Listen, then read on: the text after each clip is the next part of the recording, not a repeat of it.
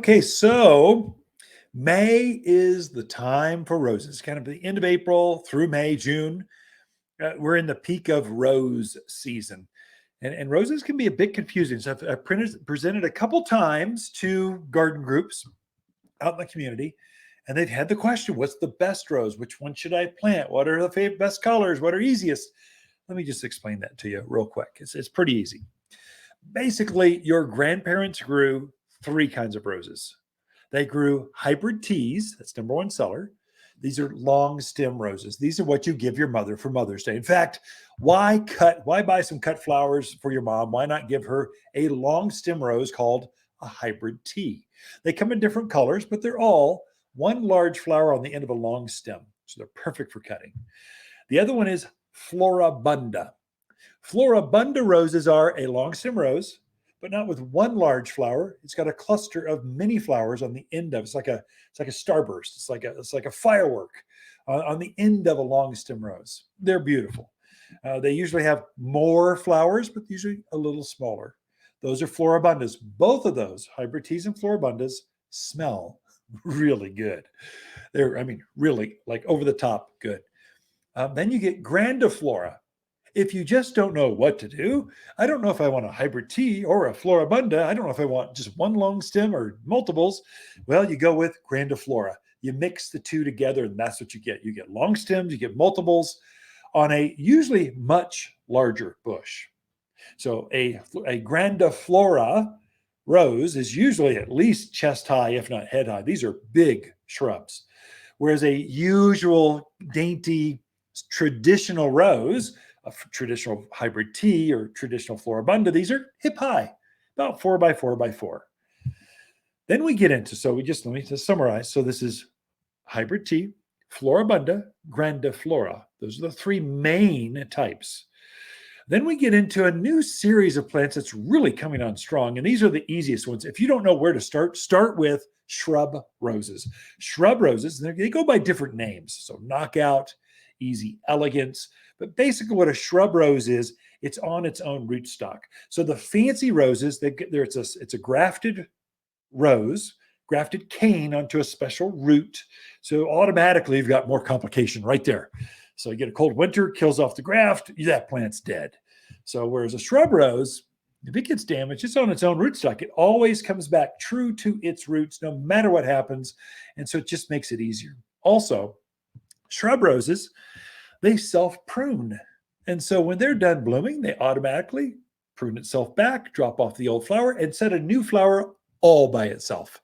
Traditionally smaller flowers, maybe the size of a I don't know, bigger than a golf ball, but smaller than a baseball. Okay, whereas a hybrid tea, man, that thing's just big as some of them are as big as a softball. They're huge. So the shrub roses have smaller flowers, but more of them, and they self-prune. They typically get up about hip high or so, kind of 4 by 4 by 4. And many times they'll use them as hedgerows and that kind of stuff. So that's shrub rose. And then we get into the last one. I guess there's two more. Carpet roses. Carpet roses are very low. They're just like they say, they spread along the ground like a carpet. Not truly like a carpet. They're generally going to spread, but keep below kind of knee high. So they'll be up about 18 inches tall, and they kind of spread. So they're much like, or they look like a shrub rose in that they're on their own rootstock. They self-prune. They flower by themselves, repeat bloom over and over, but they stay low. So you'd swear when you put them side by side, a carpet rose or a shrub rose, they look very similar. But as they mature, the pattern of that foliage changes. Then the last one that you cannot forget, the big boy of them all, climbing roses. So if you want them going up an arch, down a chain link fence or a barbed wire fence or up a trellis, you've got climbing roses. Now, climbing roses mostly are like a hybrid tea. They just have big old flowers covered this very large plant. So we're talking these things will go pretty easy, 10 feet tall. They'll grow up a fence and then cover it. And so they're just beautiful. And so again, all of these come in repeat blooming varieties. They just You don't want a single bloomer because that's just boring. Why just have 3 weeks of flowers and then it's just green the rest of the year? You want a rose for pulsating colors of flowers. With that being said, Arizona is unique. We have one that's called the tombstone rose. This is an evergreen rose that is thornless. It's beautiful. And the town of Tombstone has a very famous, like 150-year-old Lady Banks rose. So the rest of the country world calls them Lady Banks or Banksii. Comes in only two colors, white and yellow or creamy color, but it's thornless, evergreen. It gets very large. I mean, we're talking, I used to park my pickup truck underneath a large Lady Banks rose. But it's pretty, it's evergreen.